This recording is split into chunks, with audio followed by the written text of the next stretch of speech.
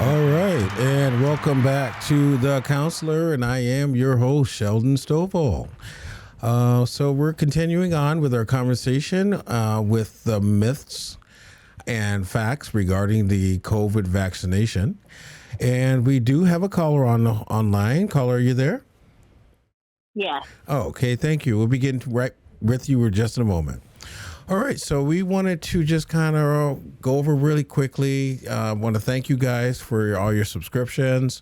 I want to thank you guys for your comments. Please, when you do get to our page, if there's some subject matter that you would like to talk about, please, by any means, hit us up on our email at promo@thecounselor.live, or you can call in. The number is listed on our website.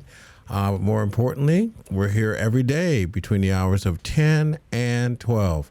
So give us a call and we'll get you on our calendar.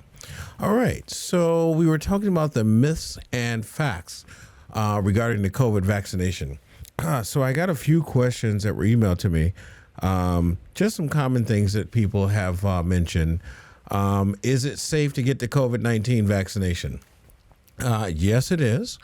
All currently authorized and recommended COVID-19 vaccinations are safe and effective, and the CDC, which is a Center of Disease Control, does not recommend one vaccine over another. So there is no comparison. They all are made up of the same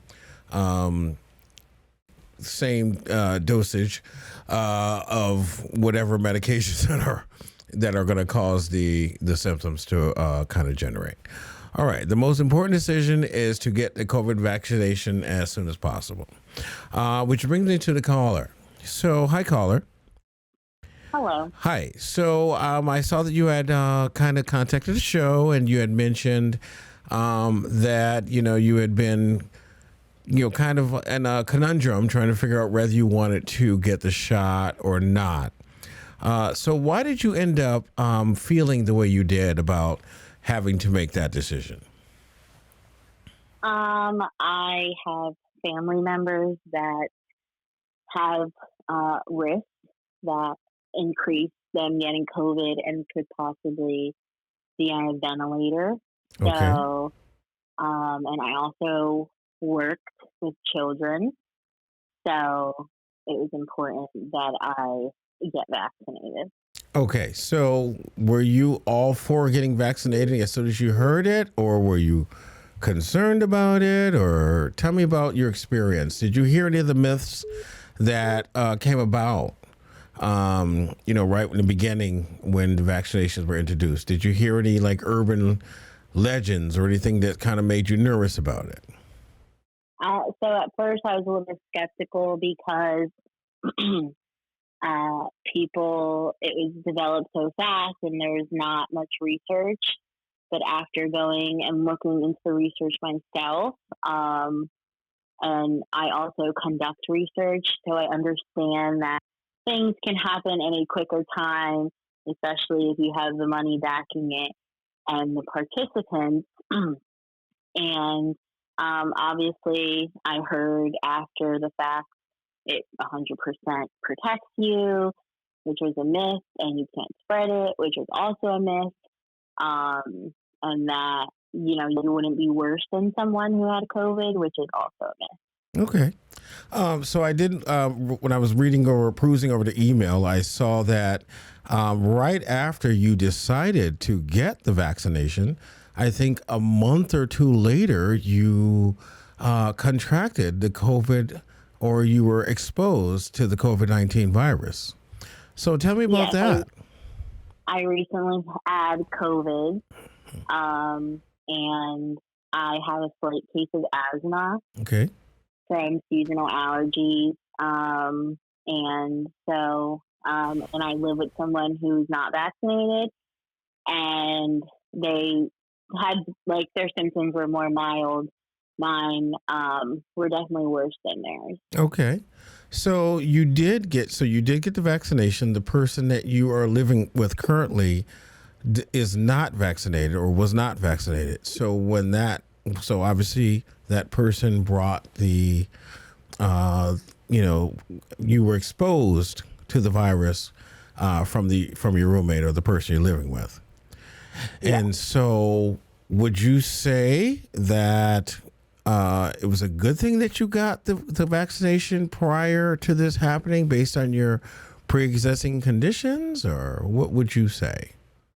I would say it probably doesn't matter. Um, and some people might end up on a ventilator. Some people might not. I Hmm. mean, the person that I lived with was previously a smoker, and their symptoms were better than like mild, and my symptoms were more severe. Okay. So honestly, whether or not you get the vaccine, you're still kind of tossing in the air whether, there have been people who have died that are vaccinated. So you're kind of still tossing in the air. It's kind of like a just natural selection. Okay. And just for some of the people who are still on the fence of if they should get the vaccination or not. So the most commonly reported side effects of the Moderna was that pain. You felt pain in the injection site. Now, did you get the Moderna or the Moderna or the Pfizer? And you said you're a research student. Which one did you get, and why did you pick the shot that you did get?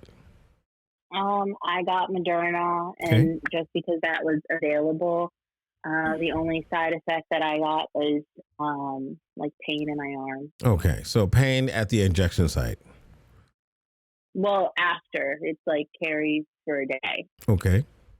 Did you feel any illness? Did you feel any sickness? I mean, I know you said you just got it recently, so I know the shot's been out for well over a year now. Did you feel any pain? Like, did you feel sick or any effects, with your body besides the injection site, the pain, or like, did you feel tiredness or No, headache or muscle pain or chills or joint pain or nausea or vomiting? Did you feel any of those side effects that are commonly mentioned with the Moderna?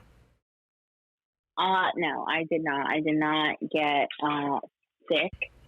But there are other people who I know who got sick for like a day Okay. after they received their shot. Okay. All right. So again, everybody's body is different.